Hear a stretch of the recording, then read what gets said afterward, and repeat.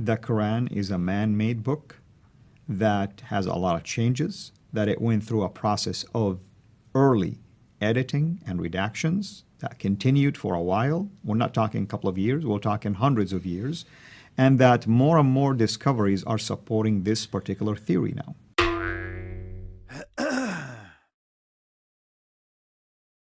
So my hope to you as a Muslim who's been watching this, come home to the Father through the Word that He sent to become flesh and die on a cross for your sin, so that by faith, by grace, you will be saved and you will have an assurance of eternal life. Without it, you will not be able to find the way, for Jesus Himself is the way, the truth, and the life.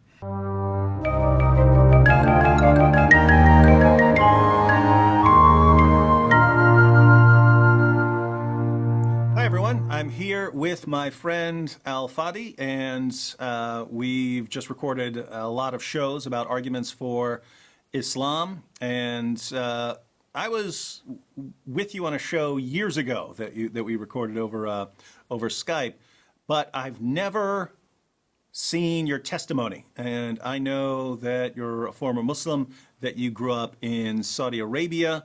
But beyond that, I don't really know much. So I figure this would be a great time to learn. So why don't you start by telling us what your life was like in Saudi Arabia growing up?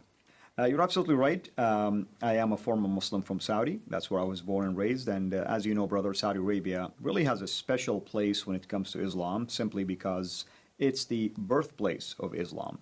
And I just happened to be born, basically, and raised in a town near Mecca. So there was this bond, not only to Islam and its origin, but also my close proximity to Mecca. And as you know, Islam is a religion of works. Therefore, more good deeds you do, more chances you have in order for you to earn your way to heaven. And being near Mecca, that means that I can always go and do the rituals and the things that are required of me, simply even praying in Mecca most of the time for that purpose. As I was basically growing up, I began to study more and more Islam at a deeper level. Now, not all Muslims, by the way, you're going to meet, even from Saudi, are that religious. I want to be fair. Not all of them are that devout, but the tendency for people in Saudi to be devout, if you wish, is much higher than you find it in other areas outside of Saudi Arabia, simply because Islam is really emphasized in there, not only at the school level, not only at the college level, but also it is emphasized by the way of life in there, and the Sharia law application, and so many aspects basically of life in there. So this is how I was raised, basically, and that was the environment I grew up in. And obviously, something changed at some point. So, and you're here. So I know, even without you telling me, that a couple of things changed. So what changed first? Did you leave Saudi Arabia first, or did you start doubting Islam while in Saudi Arabia? Well, actually, right before I left to come to basically to the West for my graduate education, I finished my college back in Saudi with the engineering degree. But the thing is this, almost before that happened, during my high school years, I was fascinated with the idea of jihad, to the point that I was even seriously considering going to Afghanistan when the Soviets invaded Afghanistan. And it was people like Osama bin Laden who left, and many of the young Saudi men left also as well.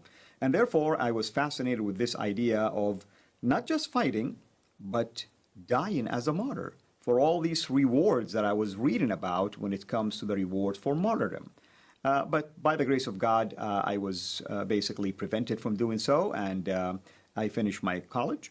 And then I came to the West, and as you know, Muslims are raised to believe that all of the Western Hemisphere basically is Christian.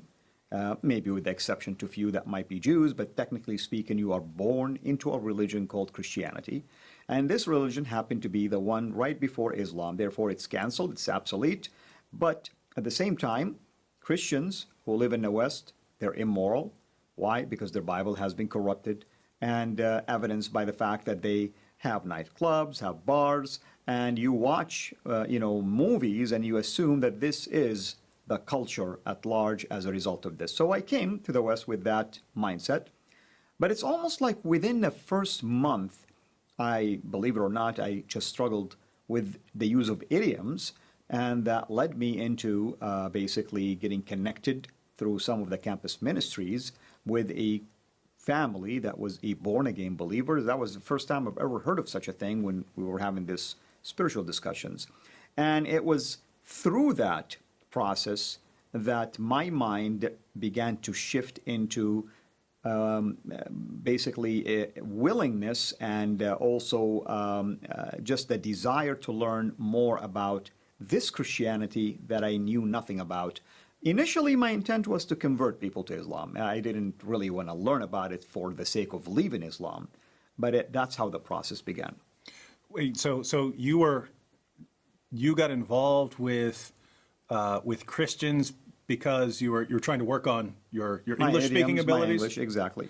Oh, wow, that's interesting. So, how did you come to doubt Islam? Because most Christians that you would ever run into generally know very little about Islam. So I doubt they would have been presenting criticisms of Islam. So how did you come to doubt Islam? That is true. It's after a few months of my encounter with this family, I ended up changing my major. I moved from that place where I was to another place. And I severed my relationship with the family, never bothered to reconnect with them. Graduated, got a job offer. And it was years later I met more people, and specifically another family. And it was when I began to engage them in discussions about my faith, Islam. In other words, I was inviting them to accept Islam. That's when they began to push back gently, asking me for proof when I said the Bible is corrupt, asking me for proof when I made claims that Jesus wasn't crucified, and at the same time sharing back with me what does the Bible say, what other evidence there are available, and asking me also to reason about certain facts and things of that nature. In other words, they were really countering my arguments with ways to force me to examine and think about the claims that I'm making. And in this case, I began to discover slowly and gradually that I'm making really big claims that I cannot back up. And it was through this process, that was a long process. It took almost 12 years for it, because I was definitely an apologetic at heart. I had this zeal for Islam, and of course, I wanted to prove that I was right. But of course, by God's grace, through this pushback, I began to slowly to doubt Islam until I get to a point where I definitely discovered that either I'm living a big lie or I know nothing about Islam, at least the way I learned it. And that was the turning point, basically. And so what happened after that? I got invited to go to a church a couple of times, and I refused to do so, for obvious reasons. Muslims, of course, don't like to go to churches anyway. And one of it is they're afraid that they'll be seen by others. Sometimes they think God is going to punish them, and so on and so forth. I spent about a year and a half, give or take, basically in, I call it spiritual vacation. I wasn't fasting, I wasn't praying, I wasn't doing anything. So I felt guilty. Remember, I'm religious most of my life. You don't do any of these rituals, all of a sudden you feel like there's something missing here. You're wired to be religious, but at the same time, I felt also a heavy burden almost like lifted off my shoulder. So I was really in this middle stage. Do I really go back to being religious, or why am I feeling relieved at least? And it was during that phase when I agreed finally to go to that church. And when I attended the church, I began to hear the gospel being preached from the Gospel of John, from the pulpit. And all of a sudden, the things that I heard from that very first family 12 years earlier, and the other family, and others in between, somehow began to make more sense. Mm-hmm. The story almost began to make sense, perfect sense, actually. All of that, of course, led me to begin to question myself at a deeper level. Obviously, the Holy Spirit was convicting me already. And as a result of this, really, I felt like at some point, I'm going to have to make a decision. And then September 11 happened at the same time. And obviously, being a devout Muslim, I understood perfectly why these hijackers did what they did, of course. It's their ticket to heaven. That's the way they were thinking about it. At some point in my life, I wanted to die as a martyr. But the devastation of that act was being laid out before my eyes, and I began to see what I myself could have done as well years earlier to others, innocent people, innocent lives. And I began to really ask myself, why would God allow for things like this to happen for the purpose of few just to go to heaven, if he is really a God that I thought to be the God of peace, and my religion is a religion of peace? And to top that, that very weekend, I attended the same church, and they preached from the Gospel of Matthew about loving your enemies and praying for those who persecuted you. And that was a very powerful passage, because I reminded myself that if the God of the Bible is the God of the Quran, then something drastically happened to this God, that he changed his mind about loving your enemies 600 years before the coming of Muhammad, and all of a sudden now it is a command to hate and fight them. We have to back up a second, because I'm a little confused. Because on the one hand, you seem like you understand that Islam promotes jihad and martyrdom. But on the other hand, you were saying that Islam is a religion of peace. So is it something like the jihad is right because you're ultimately striving for peace and the good of the Islamic community, or something? Like, I can imagine if you're the fighting in Afghanistan, that Right. These are Russian invaders, and so you're martyring Right. yourself to stop the invaders, or something like No, that. that's a very good question. Before I reached that point of confusion, of course, certainly I would look at Islam as a religion of peace from a different perspective. Religion of peace in terms of spreading Islam, and that will be the only way to enforce peace. But then when I began to doubt Islam, definitely I was touched now by what I've seen, and that really was the struggle that I faced. Reminding myself now, I used to think to do things like this, but at the same time, also the opposite side of that belief is that also it's a religion of peace. So how can this be peace? Mm-hmm. Because now I'm witnessing it by myself. And of course, that was a major event, as you know, globally. And that was a turning point, of course, in terms of people understanding about Islam and its teaching in relationship to jihad. And I've already been heard hearing the gospel, and obviously the Holy Spirit was doing his work already and convicting me. So it's the softness inside of me that allowed me to, for the first time, to begin to examine things that in the past I accepted, but now it looked totally different to me. And so what was the sort of last straw? The last straw was, certainly it was very important for me to hear that passage being preached. I continued to come to that church for probably another 2 months or so, but a couple of times during those services, they would call people to the altar, of course, and if they want to accept Christ. I almost felt one time tempted to do this. I didn't know what was forcing me to think that way, but I kept denying my internal, basically, desires to follow along. But it came to a point where I really wasn't able at all to keep resisting. In fact, it was coupled also by seeing some sort of a dream. Typically people, especially Muslim people, are afraid of the idea of death for two reasons. Death means there is a possibility of punishment in the grave. But most importantly, you don't know really if you're going to end up making it to heaven or not. I mean, you still want to keep doing your good deeds.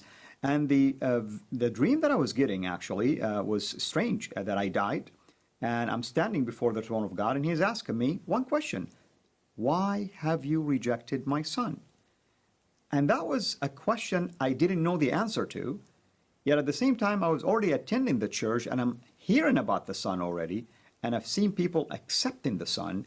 And when I've seen this dream a couple of times happening almost within the span of these 2 months, it really terrified me. It's almost like I began to think about death. What's going to happen now if I truly die? What is basically the right path? Is it Islam, or is it what I'm hearing? And it's just by the grace of God that I finally came to my senses, and I realized that I must make that decision to follow Christ. And it wasn't an easy decision, of course, but here we are. And so what happened afterwards? Of course, there is always a cost that comes with this. I lost a lot of things almost immediately. And I have to admit, the first thing that came to my mind is that, did I make the wrong decision? And am I being punished by Allah as a result of this? And it goes to show, by the way, the importance of having the right people surround you and disciplers. Because of that, the people around me who are believers began to explain to me that this is spiritual warfare. God is not punishing you for coming to Him, but God could be allowing these things to happen to you because maybe you have issues in the heart that He's working on. Maybe you have pride. Maybe He's preparing you for something big, a ministry or something of that sort. But don't look at it as if He's punishing you. He cannot punish you for coming to Him. He is. They began to show in passages that heaven is rejoicing that actually, as a sinner, you accepted basically Christ. So through this process, I began to it started to make sense to me that indeed, yes, there are things inside of me that began to change, things that I used to desire. Somehow I began to distance myself from material and stuff that I had affinity for, and I began to learn to be humble. And years later, of course, I look back and I am thankful now for the process that the Lord put me through. Now, you could have just spent the rest of your life working your job, living quietly, and eventually died like that. But you've decided to focus on ministry and reaching Muslims. Why'd you take things in that direction? Well, certainly it's God's calling, obviously. It wasn't just me trying to do something on my own. But here's the interesting thing.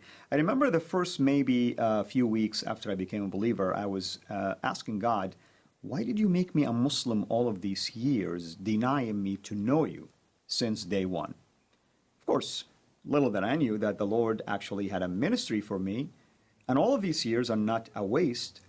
Because of my upbringing as a Muslim from Saudi Arabia, learning the Quran, learning tafsir, learning all the traditions that basically the Prophet taught and his biography, and almost learning it from the top-notch Islamist, gave me that authority when the day came for me to step into ministry. And of course, I looked at it as, since I know the truth now, I owe it to my people to let them know about this truth. And it's amazing how God began to surround me by godly men and women who began to serve me, began to disciple me, began to work on me. Our dear brother Sam Shamoun was one of them. And watching sometimes your videos with him and others that were other parts of my discipleship process. And of course, the Lord brought me into contacts with others where media door opened up for me, and I began to see the significance, really, of utilizing media to the glory of God if we use it wisely.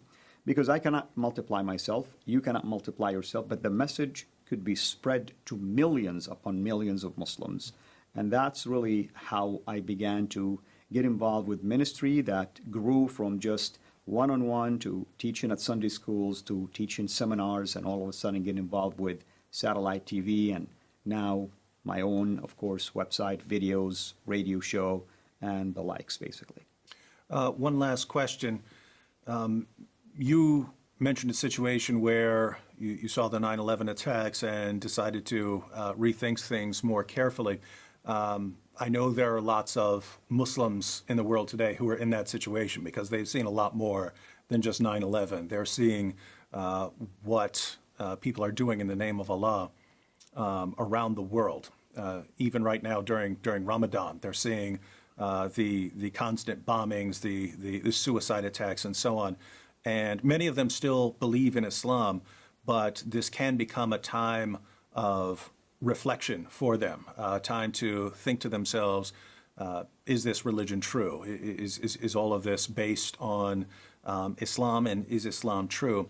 And for those Muslims who might be ready to think about this for themselves for the first time, instead of just believing what's been passed down to them, what would you say to them? What I would say is this. They are certainly fortunate today because in my days we didn't have Google, we didn't have internet, at least as powerful as we have today. Things have developed ever since. Of course, Google came into the equation later in my search, of course. They have access to many, basically, resources online at the privacy of their own home and places. I encourage them to go and examine all evidence available related not only just to Christ and the Bible, but also examine the falsehood, I should say, and the teachings of Islam in contrast to the teaching of the Bible and Christ, and ask themselves this question: what they are witnessing firsthand right now, whether at least themselves, their immediate family, friends, or maybe just what they're watching globally taking place, unfolding right before our eyes, does that make sense? That a religion that everyone think is a religion of peace would cause such chaos globally, and since September 11, this chaos continues to intensify to where we are today. Almost every region in the world has been impacted by it. Can truly the God who revealed Islam to be the religion of peace be the same God who is also causing all of this chaos? You see, you cannot pick and choose what the Quran teaches or what the Prophet teaches, because ISIS can justify their actions just like people who wants to claim that Islam is a religion of peace can justify their actions. So one side has to be right and one side has to be wrong. And the fact that you have contradictions from within, this should cause them to examine Islam at a deeper level, utilizing all of these resources that are available for them, which I did not have in my days. Well, thank you, brother. And to everyone out there who would like to learn more, you can look at the links in the description box. That'll take you to Al Fadi's YouTube channel, to many more videos by him, and to more details about his background and story. Kita bangga menghafal Al-Quran tapi tidak memahami Al-Quran. Senang mengulang berbahasa Arab tapi tidak mengerti bahasa Arab. Suka membaca Al-Quran tapi tidak memahami maknanya. Akhirnya apa? Menjadi keledai di Indonesia.